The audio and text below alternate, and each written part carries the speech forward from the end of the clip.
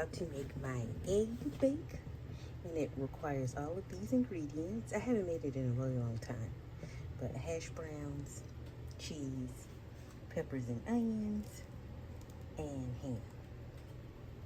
I never used it with like the lunch meat ham before. I normally get the cubed ham, but I was trying to cut costs because I wanted to make, I saw Shay make this grilled cheese sandwich, and then I was like, oh, I gotta add some protein to that. So I'll probably add some ham, and it can be like a hot ham and cheese sandwich.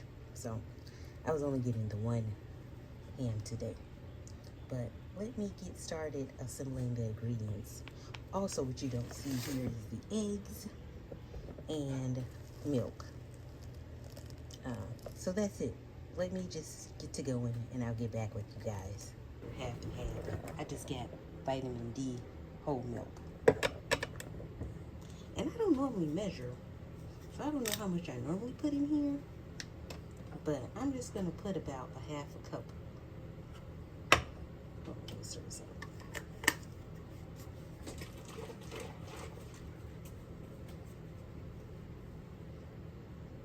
Let me sniff it too, because the last milk I bought, as soon as I opened it, it didn't smell good. And it wasn't that far expired for it to not smell good. So I don't know what that was about. But this one smells okay.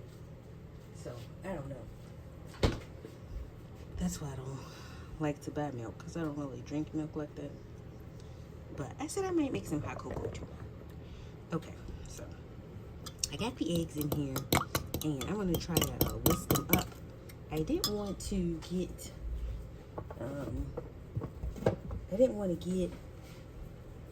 the whisk, because this cup that I'm using is only like 2 cups, so it's fairly small. So I didn't want to get the whisk to basically, but this might annoy some people. So I'm going to do it off camera, finish doing it off camera. But basically you just whisk the eggs up, and then you whisk the eggs and milk together. So hold on. This is what it's going to look like once you incorporate the milk and the eggs. And I put a little black pepper in there. So if you see some black stuff rolling around in there, that's black pepper. I didn't put salt in there because the ham is going to have salt in it, and the cheese is going to have salt in it. So I didn't put salt in it, but I will put some seasoning salt on the potatoes when I put them in here. Now I pulled the container out, and this is just like, I think it's either 8x8 or 9x9, somewhere in between there, like a glass Pyrex dish type situation. So I greased it down. I put some spray on it, and then I'm going to put the hash brown. Now, there's no true measurement on the hash brown. You just put as much or as little as you want, but you basically just want to cover the bottom. I used tater tots before too. It works really well with tater tots too. It really changes the texture of the egg bake in a way that I wouldn't expect. But then you just sprinkle seasoning across there, because those don't have any seasoning on.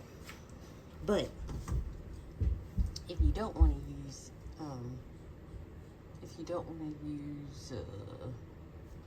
where was I going with that? You can use any kind. Shredded potatoes, tater tots, cubed potatoes, potatoes O'Brien, you know, whatever you want to use. I want to put some paprika on top, but I can't see that. I can't find the paprika, so let me pause this while I try. I found it, so I put that on there as well. Now, it's going to take me a few minutes, so I need to try to cut up the ham since I got slices. So I'll be back once I have it cut up. While you guys were gone, I also put the peppers and onions on there. So just put them on there.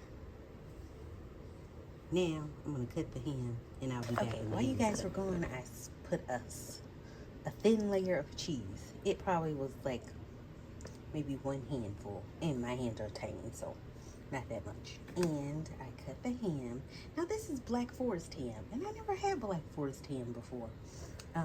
But it was between this and maybe like honey ham. So I chose this one. Now I'm going to put that on the top of the bake. I normally use cubed ham, so I'm trying to decide. No, I think I'm just going to put it on top. Yeah, I don't know. Oh, apparently I didn't do a good job of cutting it because some of my pieces are sticking together, but that's okay. I'm going to say the package of ham that I got was only like a little bit more than a half a pound. It was like 0.56, and I took about half of it. I counted it was 8 slices in there, and I took 4 of the slices. I took the big slices, the bigger slices though. So I'm gonna say that this is probably like a quarter of a pound or a third of a pound, if I was guesstimating on how much ham to use. This recipe can vary because if you have a big family, you might not want to use as small of a container. You might want to use one of those big 13 by 9s. Or if you're trying to do this for like the holidays, you can use one of those bigger containers. Now you can also mix all the ingredients together. You don't have to do it like I did it with the layers. You can mix them together if that's what you like. You know, most of my stuff is not set in stone. It's like, you do you. Okay, so I put the ham on there. Now, I'm gonna stir this up one last time.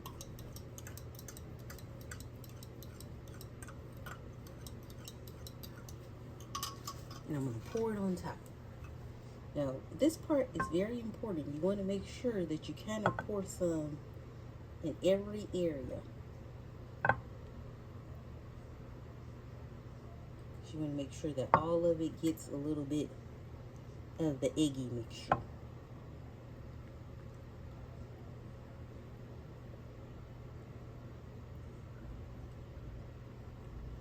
Okay.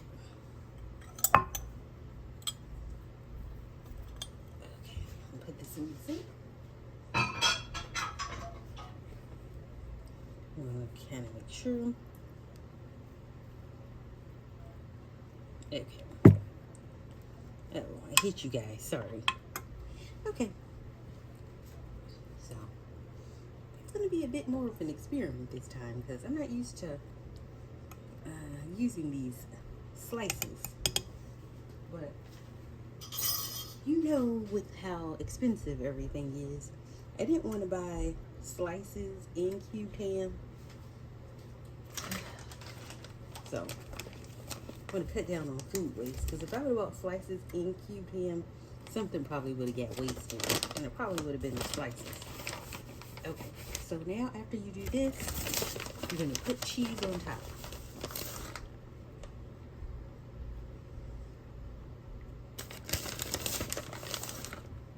Now you decide how heavy or unheavy you want to be with the cheese.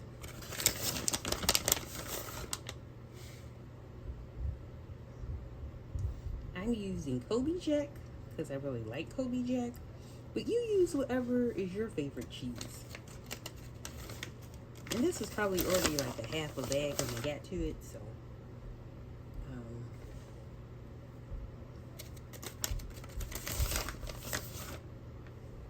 but you just want to try to make sure that everything is covered, like so.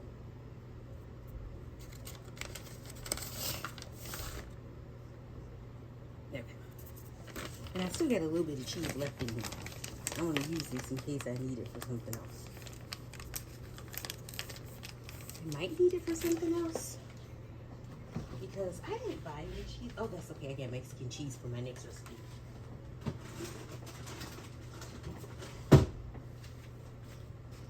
Okay, So after you do that, let me close the refrigerator door. After you do that, you are going to put it in the oven. I have my oven set on 350. This is where it's going to get a little tricky because I don't know exactly how long this is going to take. But I'm going to start out on, say, like, I probably will start out on like 45 minutes, and then I'll come back in 45 minutes and take a look at it and see where it's at. So I'm going to put it in the oven right now.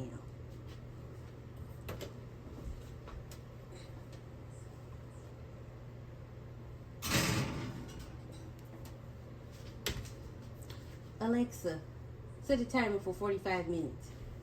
45 minutes, starting now. Okay, guys, we'll be back. The timer is going off, and I gotta check on this stuff.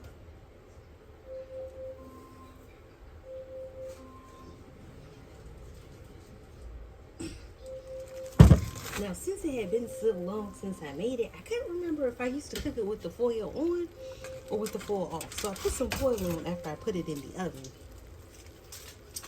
And you can see how it's looking.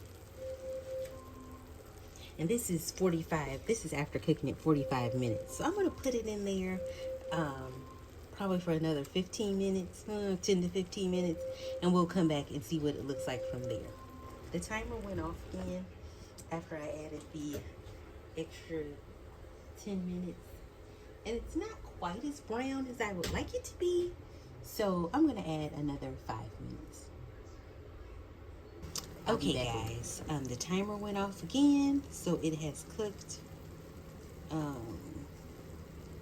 After the last timer went off, I added 5 minutes to it, so it has cooked for a total of 1 hour. When you cook it with the foil on top for like 45 minutes, and then in the last 15 minutes, take the foil off so it can brown a little bit across the top. Now, everybody's oven cooks differently, but for the most part, if you're making like a small one like this, and it'll probably take like an hour. But it's going to take an hour and maybe 5 or 10 minutes, because after you cook it for the hour, you have to let it rest. Let me cut this oven off. You have to let it rest before you cut into it. So do not cut into it straight out of the oven. It's gonna be it's gonna be hot. It's gonna be super hot. So just let it rest for like at least 5 minutes, and then after it has rested for 5 minutes, then you can come back through and cut it. So we're just gonna let it rest for a few minutes. Okay, y'all. It has rested for about, I'm gonna say 9 or 10 minutes or so. So I'm going to cut into it. I just got to find my little baby spatula. Hold on 1 second.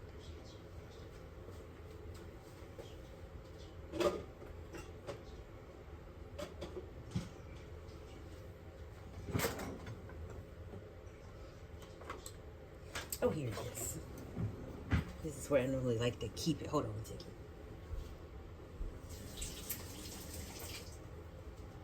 Just want to rinse it off a little bit. Okay. Now, what I really like about this recipe is, it's not really a recipe, but what I really like about this dish is that it is so versatile.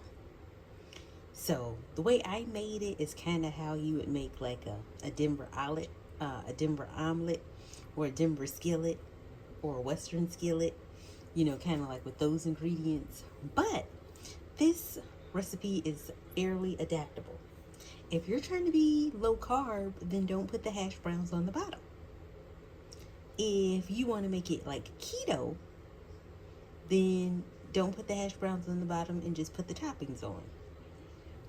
If you're somebody who doesn't like ham or pork, then don't add the ham. You can make it, it's very versatile in how you make it. If you're someone who really likes vegetables, then add more vegetables. So you could put spinach in here, you could put mushroom in here. You can put almost anything in here. You make it how you want to make it.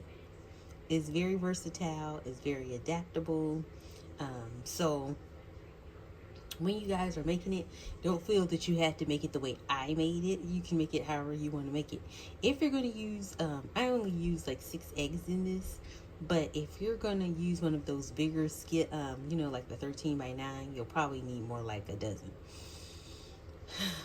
A dozen of eggs. So you make it how you want to make it. It's very versatile. You change it the way you want to change it. Don't just feel locked into how I made it. So I am going to cut like a little small piece just so you guys can see it. And plus, I just took my shot last night, so I'm not really that hungry.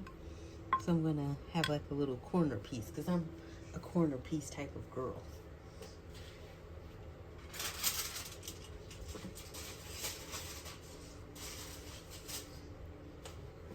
Now, when I make it, I try to make it with if it was just me by myself, this would be good enough for me. But my aunt is a meat eater and she likes extra bacon on the side. So we'll have I cook some bacon too, which I didn't show, but normally if I was just here by myself, then it would be fine the way it is without extra bacon. But you do you. Or maybe you might want sausage or something. I don't know. But I'm going to take it out of here so you can see how it looks.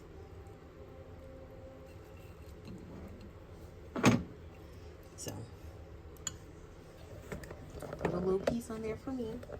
I'm trying to get close up on it so you can see how the inside of it looks. It's baked all the way through. And and if you use like tater tots, the tater tots, like the milky egg mixture, he kind of does it on here too, but the milky egg mixture kind of absorbs into the potatoes. So let me show so you can see from the side. So, and then you can after that you can just make it however after that you can put whatever sides you want with it. If you want bacon, you can put bacon. If you want toast, you can put toast. If you just want this by itself, you can have this by itself. So thank you guys so much for watching. I appreciate your support, and that's it. That's all. And then once you get done with this, you can have breakfast for a week. Now people are really funny about leftovers, so some people only like their leftovers to be in the fridge for like 3 days.